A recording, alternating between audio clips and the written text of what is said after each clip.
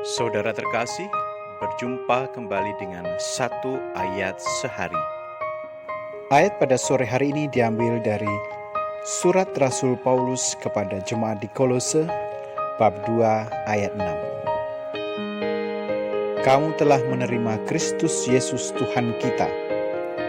Karena itu hendaklah hidupmu tetap di dalam Dia. Saudara terkasih, bagi tumbuhan, akar memiliki banyak kegunaan. Selain menyerap air dan zat-zat yang dibutuhkan, akar juga menunjang berdirinya tumbuhan. Akar yang tertancap ke dalam tanah berfungsi seperti pondasi bangunan.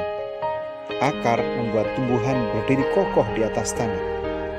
Karenanya tumbuhan dapat bertahan dari terjangan angin yang kencang ataupun hujan deras. Pohon atau rerumputan tidak akan mudah tumbang atau roboh karena akarnya mengikat dengan kuat ke dalam tanah. Analogi ini juga dipakai oleh Rasul Paulus ketika menggambarkan pentingnya bagi umat Kristen di Kolose untuk tetap berpegang pada ajaran Kristus. Sebab di sekitar mereka pada waktu itu berkembang berbagai pengajaran yang berbeda dengan ajaran Kristus. Dan ajaran-ajaran ini berpotensi menjauhkan mereka dari kebenaran yang telah diajarkan Kristus. Karena itu, untuk dapat berdiri teguh, maka jemaat haruslah mengakar pada ajaran Kristus sebagai sumber makanan rohani mereka. Ajaran Kristuslah yang akan memberi pertumbuhan bagi rohani manusia, sehingga dapat bertumbuh dan berbuah dengan baik. Saudara, pertumbuhan iman kita sama seperti tumbuhan, harus memiliki akar kuat. Tanpa akar, iman kita akan mudah tumbang. Berakar dalam Kristus adalah jaminan akan pertumbuhan iman yang baik dalam hidup kita. Zaman sekarang ini kita harus lebih berhati-hati karena banyaknya ajaran yang palsu dan kosong.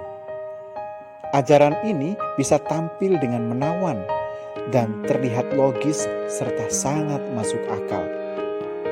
Ajaran seperti ini seringkali menggunakan bahasa yang menyenangkan, menenangkan, dengan argumen yang masuk akal, indah, serta meyakinkan kita.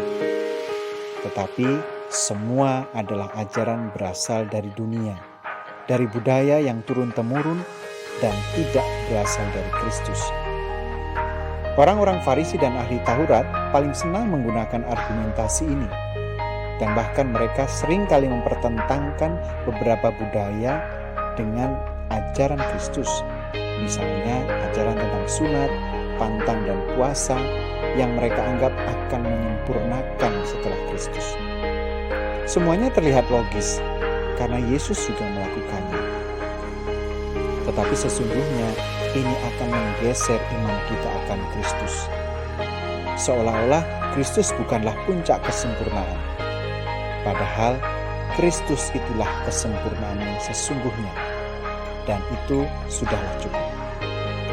Maka saudara-saudara, kita harus lebih berhati-hati dengan zaman ini yang menawarkan begitu banyak kesenangan melalui ajaran dan teori-teori yang seolah-olah menyenangkan dan menenangkan hidup kita.